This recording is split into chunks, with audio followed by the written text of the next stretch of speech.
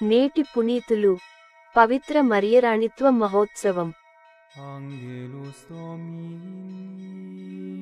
మీకు నూతన హృదయమును దయచేయుదును, నూతన ఆత్మను మీలో నుంచెదను. గురువారం 22 ఆగస్టు 2024.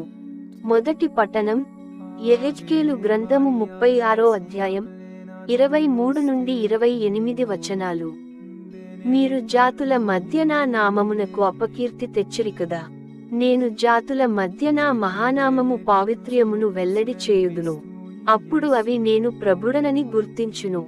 ఇది ప్రభుడనైన నా వాక్కు. నేను మీ ద్వారానే జాతులకు నేను పవిత్రుడనని తెలియజేసికొందును. ప్రతి జాతి నుండి నేను మిమ్ము ప్రోగు చేసి మీ దేశమునకు కొనివత్తును.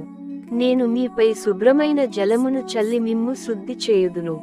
ఈ విగ్రహముల నుండి మీ మాలిన్యము నుండి మిమ్ము శుద్ధి చేయుదును. నూతన ఆత్మను మీలో నుంచెదను. మీ నుండి రాతి గుండెను తొలగించి మీకు మాంసపు గుండెను దయచేయుదును. నా ఆత్మను మీలో ఉంచి మీరు నా చట్టములను అనుసరించునట్లును నా విధులను పాటించునట్లును చేయుదును. అప్పుడు మీరు నేను మీ పితరులకిచ్చిన గడ్డపై వసింతురు. మీరు నా ప్రజలగుదురు, నేను మీకు దేవుడనగుదును.